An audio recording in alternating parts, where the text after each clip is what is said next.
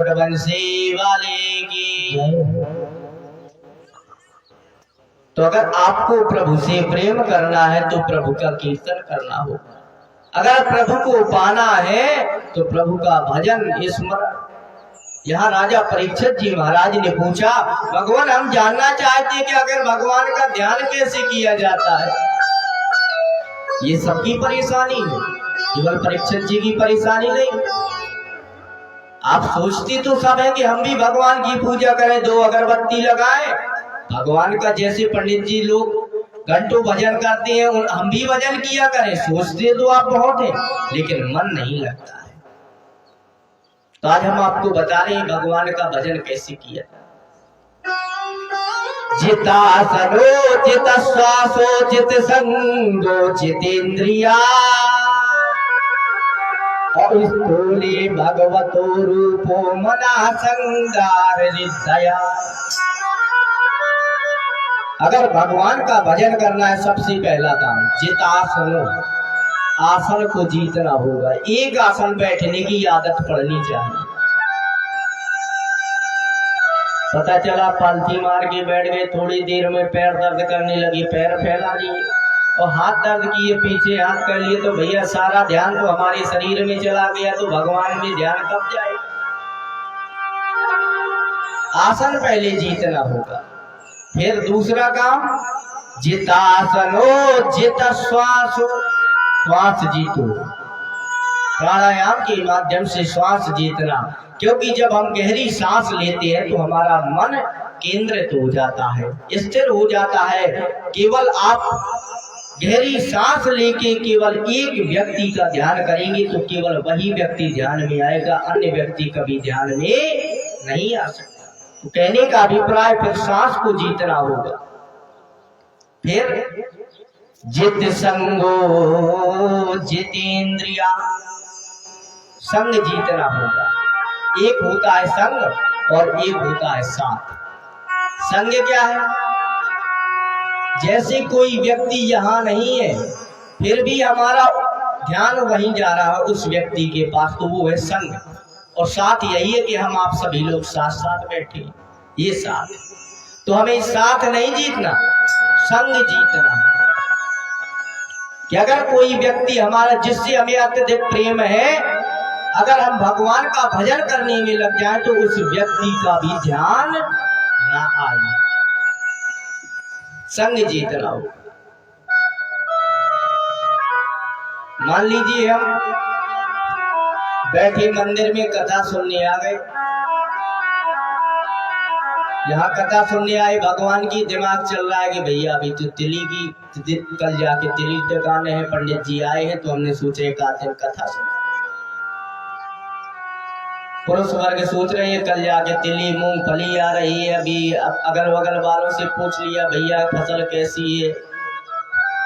मैया सोच रही है कि अभी तो ठीक है कथा, और समय हो जाए हमारी भैंसिया आ जाए, जानवर आ जाए, सो उनके लिए जाए। तो अगर आप यहाँ कथा सुनने आए हैं तो केवल ध्यान कहाँ जाना चाहिए? केवल भगवान। तब आपको लगेगा कि हाँ भगवान हमें दिख रहे हैं। जित संगो, फिर जितेंद्रिया, इंद्रियों पर विजय करना होगा। 5 ज्ञानेंद्रिय होती है, 5 कर्मेंद्रिय होती है। दसों इंद्रियों पर जब हम विजय प्राप्त कर लेंगे अपनी इंद्रियों पर, तब जाकर के भगवान, बड़ी कठिन साधना होती है, ऐसे थोड़ी सहजता से भगवान मिलते हो ना, पैसे से भगवान मिलते हैं। अगर पैसे से भगवान मिलते होते, सबसे संसार के सब अपने भारत के सबसे बड़े आदमी है अनिल अंबानी, टाटा बिरला, इनके पास भगवान बैठे होते, हम आप तक कैसे आते? पैसे से भी नहीं मिलते। अगर आप सोच रहे हो कि भैया हम गरीब है इसलिए भगवान नहीं मिलते, हमें गरीब से कोई मतलब नहीं, भगवान के लिए सब समान है। केवल भगवान को आवश्यकता है तो केवल भाव की। अगर आपके हृदय में भगवान के प्रति भाव है तो भगवान आपको अवश्य मिलेंगे। केवल भाव तो लाकर देखो। अरे मीरा के पास क्या था? कुछ नहीं था, केवल भाव था। वो पढ़ी लिखी भी नहीं थी। सूरदास जी ने तो कभी आंखों से कुछ संसार ही नहीं देखा, फिर भी भगवान की बाल लीलाएं लिखी है, चिंतन करते थे। क्या था? ये सब भाव था। कि भावना में भावना हो तो ये भावना बेकार है, और यदि भावना में भाव हो तो भाव से बेड़ा पार है। हमें क्या चाहिए? भगवान को कुछ नहीं चाहिए, भाव के भूखे भगवान भी है। अगर भाव के भूखे ना होते तो एक बार जब महाभारत के समय में, द्वापर में जिस समय भगवान कन्हैया दुर्योधन की यहाँ गए थे, दुर्योधन ने मेवा रख दिए थे, अरे आओ आओ कन्हैया तुम ये फलाहार कर लो, मेवा खा लो। लेकिन भगवान ने देखा कि इसके अन्न में, इसके खिलाने में भाव नहीं है, ये तो स्वार्थ है, तो भगवान ने उनके मेवा को त्याग दिया था। विदुर जी के घर में गए थे, प्रेम में विदुरानी को ये नहीं लग रहा था कि जो केले का फल खाया जाता है, फल का जो प्रमुख फल जो खाया जाता वो फेंक देती, छिलके भगवान को पकड़ा देती। इतनी प्रेम में पागल थी विदुरानी, केले के छिलके खा गए थे। भगवान भाव देखा भक्त का तो छिलके उन्हें अच्छे लगे। ऐसी भगवान की महिमा होती है। भगवान की कृपा ऐसी है, भगवान के पास अगर भाव से जाएंगे तो भगवान आपको जरूर मिलेंगे। विदुर रानी के छिलके तक खा गए थे, यहां तक कि एक बार मैया से उन्होंने कहा, एक बार मैया ने कहा, कन्हैया क्या आपको यहाँ का भोजन अच्छा लगता है? देवकी मैया ने पूछा था, तो बोले मैया मुझे भोजन अच्छा नहीं लगता। क्यों? क्योंकि भोजन कराने वाली तो इस द्वारका में, इस यहाँ मथुरापुरी में बहुत है, राजाधिराज कहने वाली तो बहुत है, लेकिन प्यार से कान खींच के करूंगा कन्हैया कहकर भोजन कराने वाली ना ऐसा कोई ग्वाल है कि अपने मुंह का झूठा भोजन मुझे खिलाए। मैया ने, देवकी ने पूछा कन्हैया भोजन कर ले, क्या तुझे यहाँ का भोजन अच्छा नहीं लगता? तो कहा मैया भोजन तो बुरा नहीं, लेकिन मुझे खिलाना कोई खिलाता नहीं है प्रेम से। कह रही है कि स्वाद छिलकों में था तेरे दूध में ना। कहा मैया जो स्वाद उन छिलकों में था तेरे दूध में भी वो स्वाद नहीं है।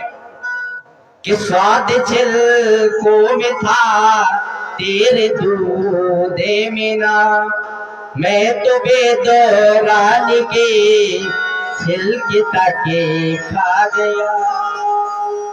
स्वाद छिलकों में था तेरे दूध में ना,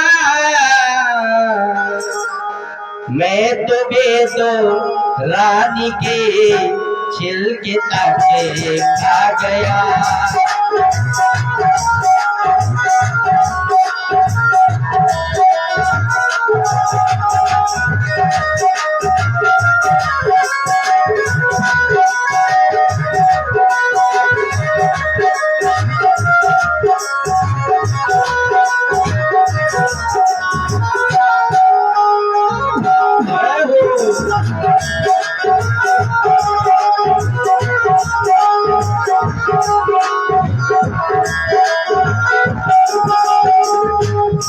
स्वाद छिलकों में था तेरे दूध में ना, स्वाद छिलकों में था तेरे दूध में ना, मैं तो बेदरानी के छिलके ताके खा गया।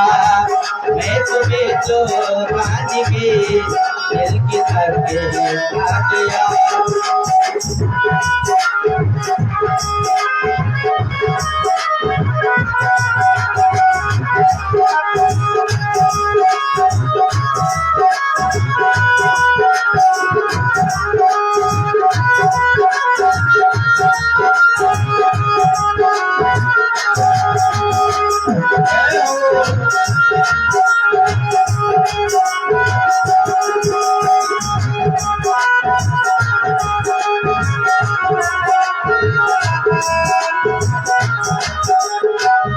और यहाँ तक भी प्रभु ने कहा कि चतुराई जो भक्त करता है उसको नहीं मिलती। मन क्रम वचन छाड़ चतुराई भजत कृपा मिले रख। अगर आप चतुराई छोड़ देंगे तो भगवान आपको, चतुराई जिसने की उसको मैं ना मिला,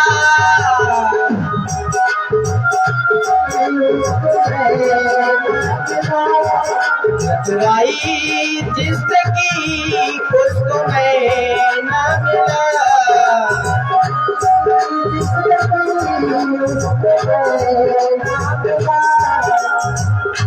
हिलनी का मुझे भूलपने भागया, हिलनी का मुझे भूलपने भागया।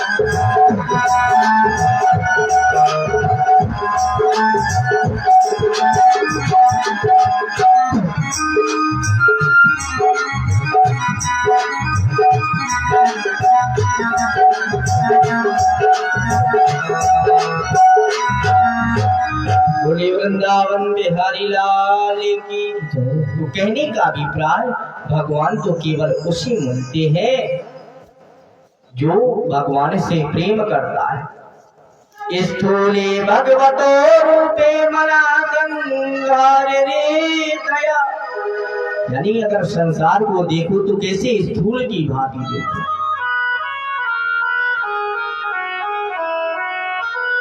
स्थूले भगवतो रूपे मना, और मन भगवान के अर्पित कर, अपनी मन को भगवान को दे दो। संग क्या है? जिसकी शरीर के साथ मन की निकटता है वही है संग। और मन ऐसा नहीं दो, मन कैसा? मन ज्यादा भी नहीं हो, मन दो अगर भगवान को साफ सुथरा, क्योंकि भगवान ने स्वयं कहा है कि निर्मल मन जन सो मोहि पावा, और मोह कपट चले क्षेत्र न भावा। मन भी भगवान को वही अच्छा है जो मन निर्मल है।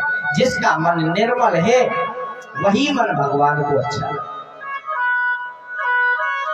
ये नहीं कि एक मन में आप सोच लो, कह दो कि पंडित जी थोड़ी देर के लिए तो मन अच्छा बना लेते हैं, भगवान के यहाँ जाते हैं तो महाराज हम अच्छे मन से ही जाते हैं। अरे जिस मन से आप भगवान के पास जाते हैं उसी मन से आप अपने घर में रहेंगे, तब आपका कल्याण होगा। ये नहीं भगवान के यहाँ गए तो कहते हैं नहीं मांगते धन और दौलत, ना चांदी ना सोना, और रास्ते में 2 का नोट मिल गया तो जेब में डाला और कहते भैया कोई तो देखो ना। ऐसा मन नहीं कि आप पूजा करने गए वहां से तो चले आए कि महाराज मैया हमें कुछ ना चाहिए, और रास्ते में कुछ मौका मिल गया आराम से जेब में लेके चले गए। अगर आपको कुछ नहीं चाहिए तो कुछ ना चाहिए, ये मन में भाव होना चाहिए, ऐसा मन। क्योंकि भगवान तन की सुंदरता नहीं देखते, भगवान केवल मन की सुंदरता देखते। अगर भगवान तन की सुंदरता देखते होते तो बताइए सूर्पनखा कितनी सुंदर बन के गई थी। बताओ सूर्पनखा के समान संसार में कोई सुंदर बन के नहीं गया था भगवान के पास। इतनी सुंदर बन के गई थी, यहाँ तक कह दिया था कि तुम सब पुरुष न मूसम नारी, कि महाराज ना तो तुम्हारी समान संसार में कोई पुरुष है और न मेरे समान कोई स्त्री है। इतनी सुंदर बन के, लेकिन दशा क्या हुआ था सूर्पनखा? अगर भगवान सुंदरता पे रेंजते होते तो क्या वहां सूर्पनखा को अपनाना नहीं? मन में उसके कपट था, तन से भले ही सुंदर थी लेकिन मन में तो कपट था, तो भगवान ने अपनाया नहीं था। अंत में नाक कान काट दिए। शूर्पणखा का अर्थ क्या है? सूप जैसी हो जिसकी नख, नख माने नाखून, जिसकी नाखून सूप की तरह हो, वो है सूप। तो आजकल भैया शूर्पणखा की भतीजियन की कमी नहीं है, बड़े बड़े नाखून रखाए हैं। बोलो वृंदावन बिहारी लाल। तो भगवान के पास अगर आप जाएं मन सुंदर लेके, अगर आप भगवान अगर वहां कर की सुंदरता पे रीझते तो भगवान शूर्पणखा को अपना लेते। लेकिन भगवान का एक सिद्धांत था कि रामचंद्रान परांदारान चक्षुषा न विपश्यति।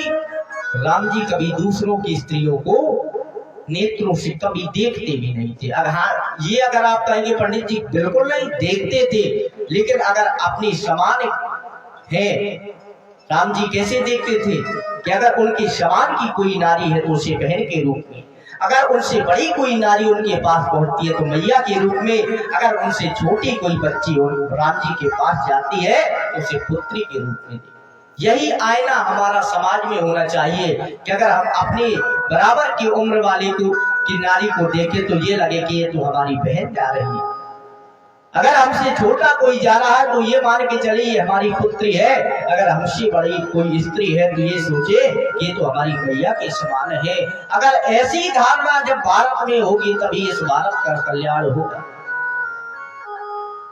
तभी नारी समान होगा। भगवान सदैव मन निर्मल चाहते। अगर मन निर्मल ना चाहते होते तो एक बार एक भक्त पहुंचा भगवान के पास, बोले भगवान मैं आपको कुछ सौंपना चाहता हूँ। राम जी ने कहा भैया दे दो जो कुछ देना चाहो। उन्होंने कहा बिल्कुल देना चाहे, क्या देना चाहो। उस व्यक्ति ने सोचा कि भगवान को सबसे ज्यादा मेरे पास धन की कमी नहीं है, भगवान को क्या धन दे दूं। आपकी यही सोच रहती है ना कि भगवान पे जितना ज्यादा चढ़ाएंगे भगवान उतना ज्यादा प्रसन्न होंगे ना। भगवान के विषय में हम आपको बता दें। उस व्यक्ति ने कहा रत्ना करस्तौ गृहात गृहिणी च पद्मा और किम देयमस्तु भवतो जगदीश्वराय। सोचा रत्न दे दूं तो रत्नाकर तो भगवान का घर है, समुद्र में नाना प्रकार के रत्न निकले थे। सोचा लक्ष्मी दे दूं तो भगवान की पत्नी कौन है? लक्ष्मी जी। भला लक्ष्मी पति को जिनकी पत्नी लक्ष्मी हो से लक्ष्मी आप क्या देंगे? गृहिणी च पद्मा और किम देयमस्तु भवतो जगदीश्वराय। मैं आपको क्या दे सकता हूँ प्रभु। तो एक व्यक्ति ने कहा भगवान को अगर आप दे सकती है तो आप मन दे सकते हैं। बोले अच्छा मन कैसे दे सकती, क्या भगवान के पास मन नहीं है? बोले हाँ सत्य कह रहे हो, भगवान के पास मन नहीं। तो मैं कैसे पता? बोले राम जी के एक पत्रकार थे, कौन थे भैया? हनुमान जी ने बताया था। कब? जब हनुमान जी सीता जी का हरण हो गया था, हनुमान जी को राम जी ने भेजा तो राम जी ने कहा था हनुमान जी सीता जी से कह देना, क्या कह देना कि तत्व प्रेम करे मन अरुतोरा, तत्व प्रेम करे मन अरुतोरा।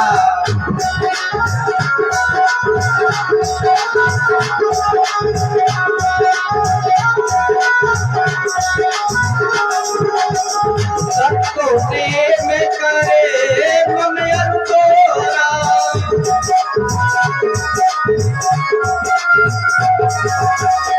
जानत प्रिया एक मन मोरा।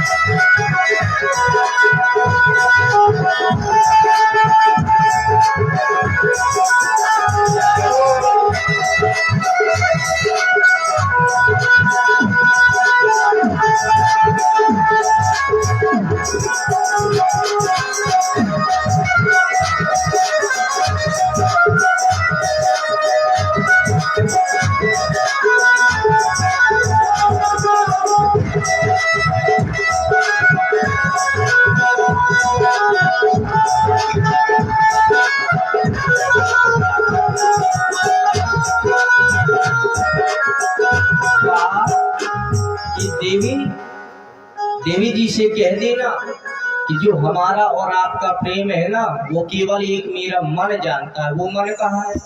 कि सो मन रहो सदा तो ही पाई, और जाने प्रीत रस इतने माई। वो मन भी सीता जी आपके पास रहे।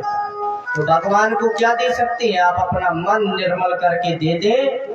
सीता ग्रहीत मनसा, सीता जी के पास मन है और मन सोचती देन्यम, वही मन में प्रभु आपको दे सकता हूँ। और तत्त्वम मनो रघुपति कृपया ग्रहण। इसके अलावा हम प्रभु को दे भी क्या सकते हैं? मन दो तो केवल साफ सुथरा। मन की क्या मैल है? कि निर्मल मन जन सो मोह पावा, मोह कपट छल छिद्र न भावा। भगवान को वही मन अच्छा लगता है जिसमें मोह ना हो, कपट ना हो, छल ना हो। ऐसा मन